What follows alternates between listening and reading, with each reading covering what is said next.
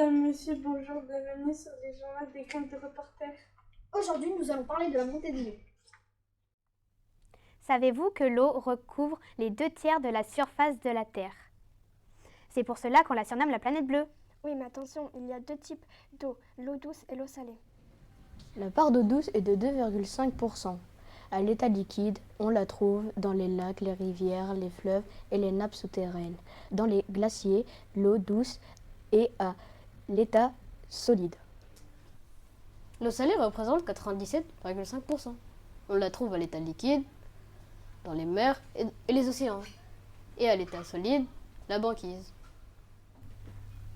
Les glaciers sont des glaces terrestres, or que la banquise est une masse de glace qui flotte.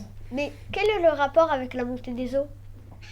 Les transports, les usines et les productions d'énergie rejettent des gaz à effet de serre, ce qui piège la chaleur.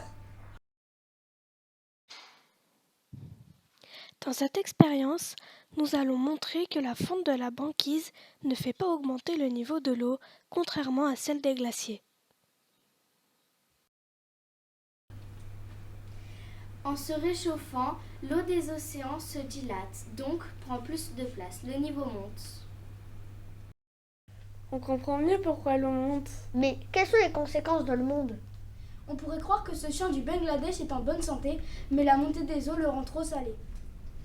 Les Pays-Bas sont très souvent inondés. Dans l'océan Pacifique, l'archipel des Tuvalu est menacé de disparition à cause de la montée des eaux. Les inondations provoquent de graves dégâts. Il n'y a pas que ces trois endroits qui sont menacés, le monde entier est impacté par la montée des eaux.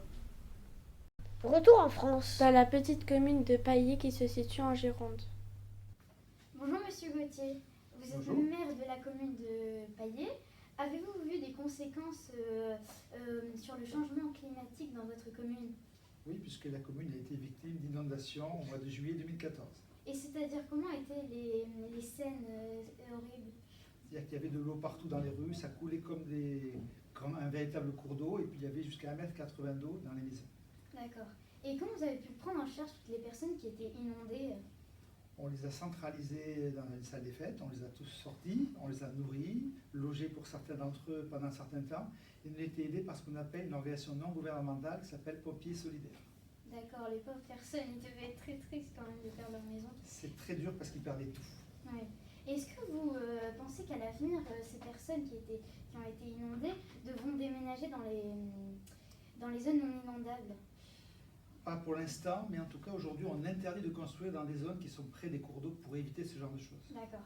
Merci beaucoup pour vos réponses et à bientôt. À bientôt. Et maintenant, que fait-on pour lutter contre la montée des eaux? Regardons quelques solutions. Face aux inondations, les différents pays construisent des digues. Les populations se sont adaptées et ont créé des maisons flottantes, par exemple aux Pays-Bas.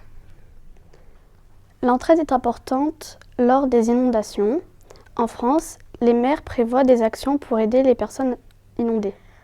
Au Bangladesh, les gens ont adapté leur culture à une eau de plus en plus salée. Tout ça, ce sont les conséquences du réchauffement climatique. Il faut donc limiter les gaz à effet de serre, par exemple en se déplaçant de moins en moins en voiture. Chaque année, des pays se réunissent pour la conférence des parties. Ensemble, ils essaient de trouver des solutions et prennent des engagements pour lutter contre le changement climatique. Cette année, ça sera la COP27 et elle aura lieu en Égypte.